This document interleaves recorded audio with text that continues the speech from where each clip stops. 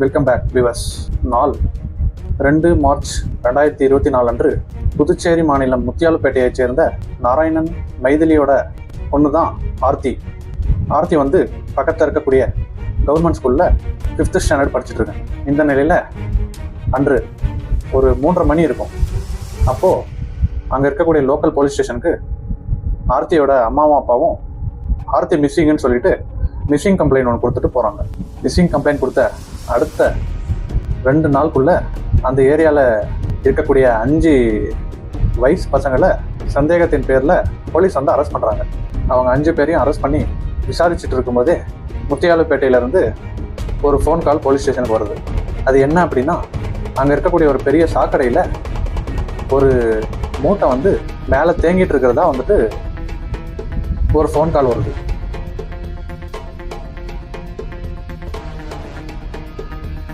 உடனே போலீஸும் சந்தேகப்பட்டு அது என்னவா இருக்கும் அப்படின்னு சொல்லிட்டு இம்மீடியட்டாக வந்து அந்த ஸ்பாட்டுக்கு போய் அந்த ட்ரைனேஜில் மிதந்துட்டு இருக்க மூட்டையை வெளியே எடுக்கிறாங்க. அந்த மூட்டையை வெளியே எடுத்துட்டு இருக்கும் போதே பயங்கரமான ஒரு துர்நாற்றம் வீசுது. அந்த மூட்டையை எடுத்து பிரிக்கிறாங்க. மேலே ஒரு பெட்ஷீட் இருக்குது, அதுக்கு உள்ள ஒரு கவர் சுற்றிருக்காங்க. அதை பிரிக்கும் போது அங்கே இருக்கிற முத்தியாலுப்பேட்டை மக்கள் எல்லாருமே பார்த்துட்டு பயங்கரமாக ஷாக் ஆகி கத்தி கூச்சல் போடுறாங்க. பல பேர் கதறி அழுந்துட்டு இருக்காங்க. அந்த மூட்டையை முழுசாக ஓப்பன் பண்ணி பார்த்ததும்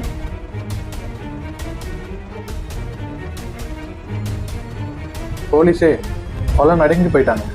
அந்த அளவுக்கு கொடூரமான ஒரு சம்பவம் ரீசெண்டாக புதுச்சேரி மாநிலம் முத்தியாலுப்பேட்டையில் போலீஸையே கொலை நடங்க செய்த சிறுமி ஆர்த்தியோட கொலை வழக்கை தான் நம்ம இப்போ பார்க்க போகிறோம். அந்த மூட்டையில் என்ன இருந்துச்சு, ஆர்த்தி எப்படி கொல்லப்பட்டாங்க, ஆர்த்தியை யார் கொலை பண்ணது, லாஸ்ட்டில் யார் அரெஸ்ட் பண்ணாங்க, அந்த அக்யூஸ்டோட மோட்டிவ் ஆஃப் மர்டர் என்னன்றது எல்லாமே நம்ம இப்போ டீட்டெயிலாக நரேட் பண்ண போகிறோம். எல்லாரும் கடைசி வரல இந்த வீடியோவை பாருங்கள். நிறைய பேர் இந்த வீடியோவை லைக் பண்ணாமே பார்த்துட்ருக்கீங்க. ஸோ கண்டிப்பாக எல்லாருமே லைக் பண்ணுங்கள், சப்ஸ்கிரைப் பண்ணுங்கள். வாங்க இன்றைக்கி வீடியோக்குள்ளே போகலாம். நீங்கள் பார்த்து கொண்டிருப்பது பவிஷ் நரேட்ஸ். நான் உங்கள் மஞ்சுனா.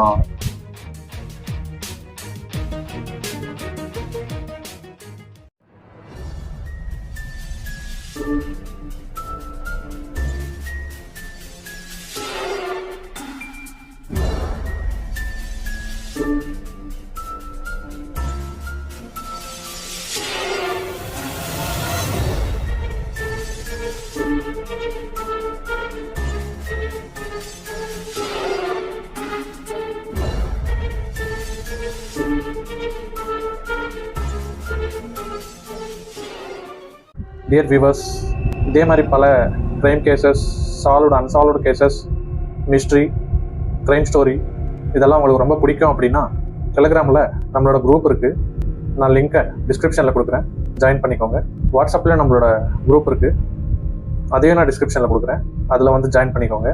ஸோ நான் போடுற ஒரு வீடியோவும் இம்மீடியட்டாக குரூப்பில் ஷேர் பண்ணுவேன். நீங்கள் அதை பார்த்துட்டு கூட லிங்க் மூலிமா வீடியோஸை வாட்ச் பண்ணலாம். ஸோ இதே மாதிரி உங்களுக்கு தெரிஞ்ச ஏதாவது ஒரு க்ரைம் கேசஸோட டீட்டெயில்டு ஸ்டோரி வேணும் அப்படின்னாலும் கமெண்ட்டில் சொல்லுங்கள். அடுத்த வீடியோ நான் டீட்டெயிலாக உங்களுக்கு போடுறேன். இந்த வீடியோக்கு கீழே கமெண்ட்டில் யார் பெஸ்ட் கமெண்ட் பண்ணுறாங்களோ அது அடுத்த வீடியோவில் டெலிகாஸ்ட் ஆகும்.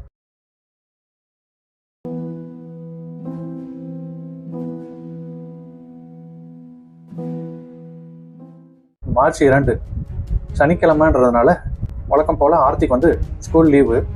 ஸோ அதனால் ஆர்த்தி வந்து வீட்டிலே இருந்திருக்கா. அவங்க அம்மா வந்துட்டு பக்கத்தில் இருக்க ஒரு ஹாஸ்பிட்டலில் ஒர்க் பண்ணிவிட்டு மத்தியானம் 3:30 தான் வீட்டுக்கு வருவாங்க. ஸோ ஆர்த்தியை வந்துட்டு 12:15 தயிர் சாதம் சாப்பிட்டுட்டு 12:30 வரைக்கும் வீட்டு பக்கத்தில் இருக்க சந்தில் வந்துட்டு பசங்க கூட விளையாடிட்டு இருந்ததா அவங்க அம்மா வந்து கன்ஃபெஸ் பண்ணுறாங்க. இதுக்கப்புறமா அவங்க அம்மா அவங்க வேலையிலேருந்து வீட்டுக்கு வந்ததுக்கப்புறமா ஆர்த்தியை காணோம் அப்படின்னு சொல்லிட்டு வீடு வீடாக போய் கேட்டிருக்காங்க. யாருமே வந்துட்டு தெரியலன்னு சொல்லியிருக்காங்க. ஸோ அவங்களும் கொஞ்ச நாள் தேடி பார்த்துட்டு பயந்து போயிட்டு தான்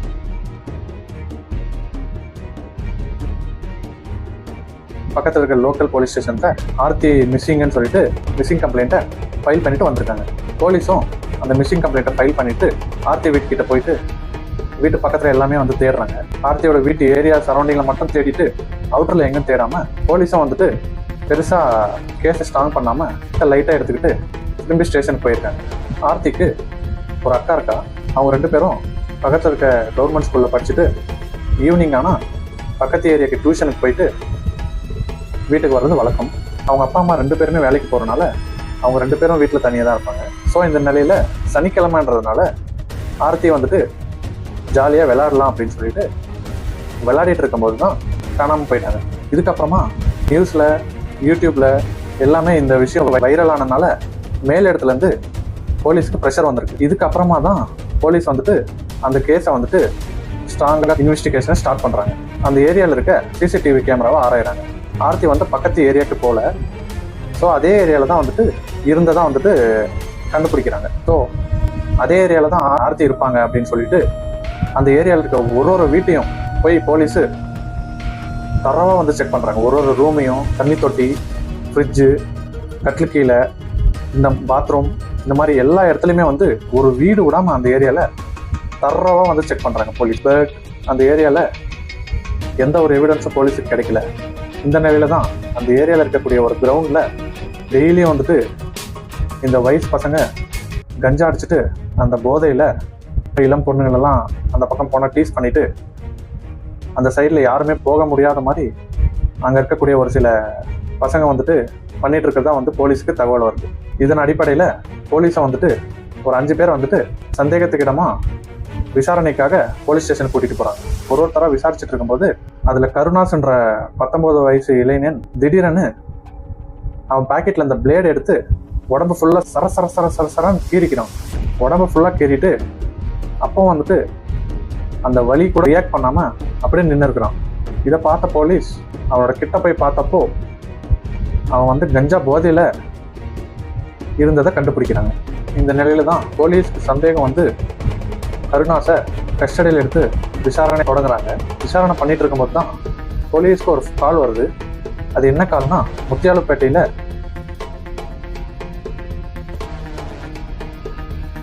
ஒரு பெரிய கால்வாயில் ஒரு மூட்டை சந்தேகத்துக்கிடமா மிதந்துட்டு இருக்கிறத அந்த பகுதி மக்கள் பார்த்துட்டு போலீஸ்க்கு இன்ஃபார்ம் பண்ணுறாங்க.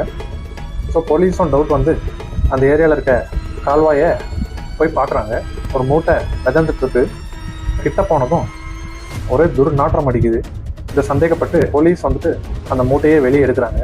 வெளியே எடுத்து ஓப்பன் பண்ணி பார்த்ததும் அங்கே இருக்கக்கூடிய எல்லாருக்குமே ஒரு பெரிய ஷாக். எல்லாருக்குமே கதி கலங்கிடுச்சு. பிகாஸ் அந்த மூட்டையில் இருந்தது வேற யாரும் இல்லை,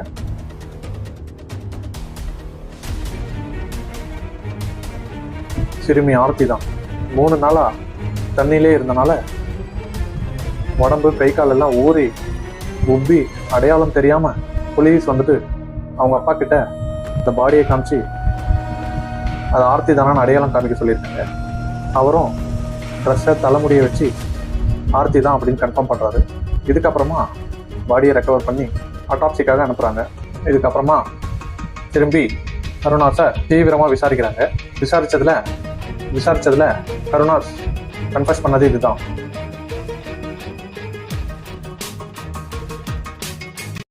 அன்னைக்கு மத்தியானம் ஆர்த்தி தெருவில் விளையாடிட்டு இருந்ததாகவும் ஆர்த்தி கிட்ட இவன் போய் ஸ்நாக்ஸ் வாங்கி தருவான் அப்படின்ட்டு ஆர்த்திக்கு ஆசையை காமிச்சு ஆர்த்தியை கூட்டிட்டு போய் அதே பகுதியில் 56 வயதான விவேகானந்தன் என்பவர் அவர் குடும்பத்தை விட்டு பிரிஞ்சு தனியாக வந்து வாழ்ந்துட்டு இருக்காரு. அவர் கூட கருணாஸ் வந்துட்டு அவரோட பழக்கமாயிருக்குது. பழக்கமானதில் அவங்க 2 பேரும் சேர்ந்து டெய்லி கஞ்சா அடிச்சுட்டு ஓரின சேர்க்கை பண்ணுவாங்கன்னுட்டு கன்ஃபஸ் பண்ணியிருக்கான். இந்த நிலையில தான் ஆர்த்தியை விவேகானந்தனோட ரூமுக்கு கூப்பிட்டுட்டு போய் அங்கே வந்து செக்ஷுவலாக அபியூஸ் பண்ணிட்டு இருந்திருக்கான். அந்த டைமில் விவேகானந்தன் உள்ளே போகிறாரு. உள்ளே போனதும் அவர் பார்த்துட்டு ஷாக் ஆகுறாரு. ஷாக் ஆகி கிட்ட போய், நீங்கள் எல்லாரும் நினைப்பீங்க கிட்ட போய் அவனை தடுத்து அந்த சிறுமியை காப்பாற்றிருப்பாருன்னு தானே நினைப்பீங்க. அதுதான் இல்லை. அவர் கிட்ட போய் நான் தான் ஃபர்ஸ்ட் பண்ணுவேன் அப்படின்னு சொல்லிட்டு கருணாஸ் கிட்ட சண்டை போட்டிருக்காரு. சண்டை போட்டுட்டு 2 பேரும் சேர்ந்து செக்ஷுவல் அபியூஸ் பண்ணியிருக்காங்க. இதனால அந்த பொண்ணு பயந்து போய் கத்தி கூச்சல் போட்டிருக்கு. இந்த கூச்சல் போட்டனால அக்கம் பக்கத்தில் இருக்கவங்கலாம் அங்கே வந்துடுவாங்களோ தெரிஞ்சிருவாங்களோன்னு சொல்லிட்டு ஆர்த்தியை கடுமையாக அடித்து கீழே தள்ளியிருக்காங்க.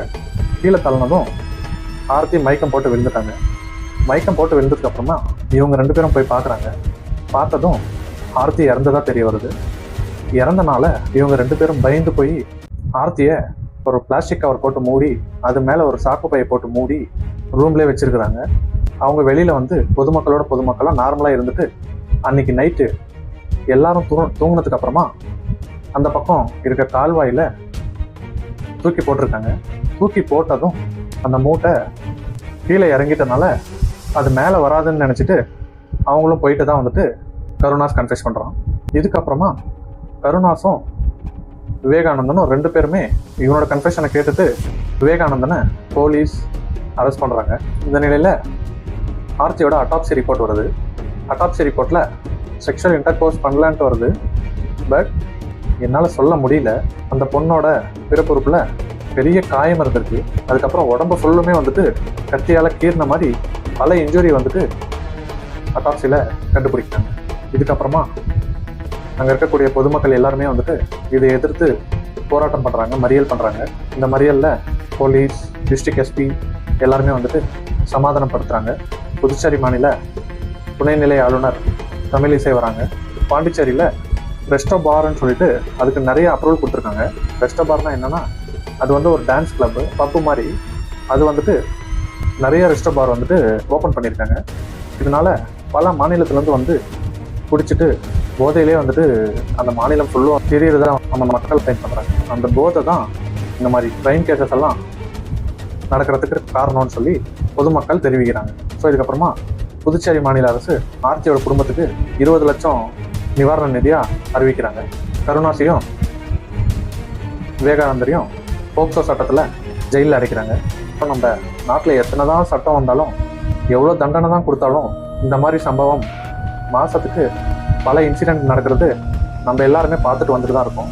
ஸோ இதுலேருந்து என்ன தெரிய வருது அப்படின்னா, நம்ம நாட்டில் இருக்க சட்டங்கள் எதுவுமே ஒழுங்கில்லை, சரியாக செயல்படுறதில்ல அப்படின்றது தெரிய வருது. நம்ம சட்டத்தில் பல ஓட்டைகள் இருக்கனால தப்பு செய்கிறவங்க எல்லாருமே ஈஸியாக வந்து தப்பிச்சிடுறாங்க.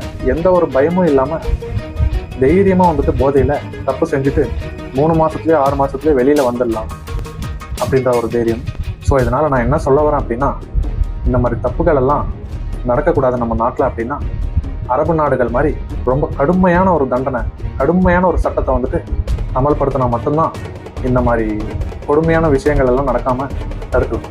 இன்னொரு விஷயம் நான் என்ன சொல்ல வரேன் அப்படின்னா, எல்லாருமே வந்து பிறக்கும் போதே வந்து தப்பாக பிறக்கிறது இல்லை. அவங்களோட வளர்ப்பும், அவங்க வளர்கிற விதமும், அவங்க வளரக்கூடிய சமுதாயமும் தான் நல்லவங்களாவோ இல்லை கெட்டவங்களாவோ ஆக்குறது. ஸோ நம்ம பசங்களை எப்படி வளர்க்கணும், எந்த சமுதாயத்தில் வளர்க்கணும், என்ன சொல்லி வளர்க்கணும் என்றதில் ரொம்ப கவனமாக இருக்கணும் பேரண்ட்ஸ். ஸோ இந்த கொடுமைகள் எல்லாம் என்னைக்கு தடுக்கப்படும் அப்படின்ட்டு பொறுமையாக இருந்து பார்க்கணும். So dear parents, Karunas, Vivekanandan மாதிரி காமக்கொடூரன் எச்சைங்க சமுதாயத்தில் பல பேர் இருக்காங்க. ஸோ உங்களோட பொண்ணுங்களாகட்டும் பசங்களாகட்டும் ஸ்கூல் ஹாலிடேஸ்லேயோ இல்லை வெளியில் கூட்டிகிட்டு போகும்போதோ அவங்க மேலே எப்பயுமே ஒரு கண் இருக்கணும். ஹஸ்பண்ட் அண்ட் ஒய்ஃப் 2 பேருமே வேலைக்கு போகிறீங்களா, யாரையோ ஒருத்தரை கூட வந்து விட்டுட்டு போங்க. யாரும் இல்லாமல் வீட்டில் தனியாக உங்களோட பசங்களை மட்டும் விடாதீங்க. நம்மளோட பசங்களை நல்லபடியாக வளர்க்குறதுக்கு தான் நம்ம இவ்வளோ கஷ்டப்படுறோம். ஸோ அப்போ எவ்வளோ செக்யூராக நீங்கள் பார்த்துக்கணும். இதே மாதிரி நம்ம நாட்டில் நடந்த பயங்கரமான ஒரு க்ரைம் கேஸில் நெக்ஸ்ட் நம்ம மீட் பண்ணலாம்.